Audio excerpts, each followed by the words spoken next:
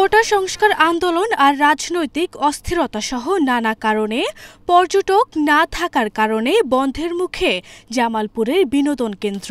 এতে ব্যাপক ক্ষতির মুখে পড়েছে পার্ক মালিকরা। এই যেমন ময়মনসিংহ অঞ্চলের সবচেয়ে বড় প্রাকৃতিক বিনোদন কেন্দ্র Louis Village Resort. Louis Village Resort and পার্কে এখন আর আগের মতো নেই পর্যটক, তাই ফলে বন্ধ হওয়ার পথে পার্কটি।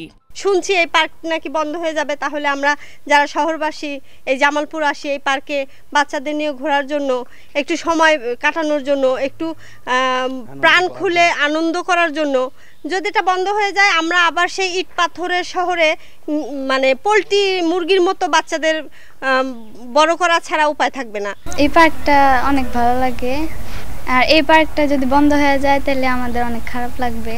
আধুনিক সুযোগ সুবিধা সহ প্রায় 10 একর জমির ওপর নির্মিত এই পার্কে শিশুদের জন্য রয়েছে 15টি রাইড, রয়েছে রিসোর্ট ও কমিউনিটি সেন্টার। আর এই পার্কে কাজের সুযোগ হয়েছে প্রায় অর্ধশত শ্রমিকের। তারা বলছেন পার্কটি বন্ধ হলে বিপাকে পড়তে হবে তাদের। পার্ক যদি না চলে এই 50-52 জন স্টাফের ফ্যামিলি একদম শোচনীয় হয়ে পড়বে, আর আমরাও কর্মহীন হয়ে পড়বো। তাই সরকারের কাছে আবেদন আমাদের দিকে যাতে ওনারা সুদৃষ্টি দেয়। এই রাইডগুলো যদি না চলে তাহলে দর্শনার্থী যদি না আসে তাহলে আমাদের তো বেতন দিতে পারছে না। বিভিন্ন কারণে আমাদের এখানে এখন দর্শনার্থী কম হয়, তো 50টা ফ্যামিলি এটার উপর নির্ভর করে আমাদের সংসার চলে।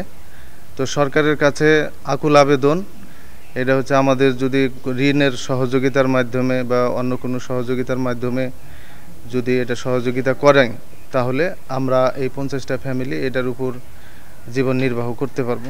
পার্কের ব্যবস্থাপনা পরিচালক জানান, পর্যটক না থাকায় গুনতে হচ্ছে লোকসান, বেতন পরিশোধ করতেও হিমশিম খাচ্ছেন তিনি।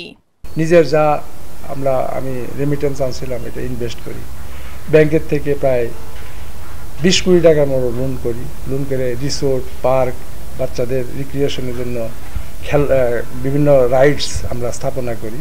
পর্যটন কোথাও কোনো লোকজন নাই, মানুষ আসতেছে না, পর্যটন সব জায়গায় দেখতেছি পর্যটনের ক্ষতি। এদিকে আমরা তো বৃহত্তর ময়মনসিংহের মধ্যে আমরা একটা বড় পার্ক করছিলাম, কিন্তু এটা তার ধরে রাখতে পারতেছি না, এরকম অবস্থায়। আরভি ইসলাম হিমু, এশিয়ান টেলিভিশন।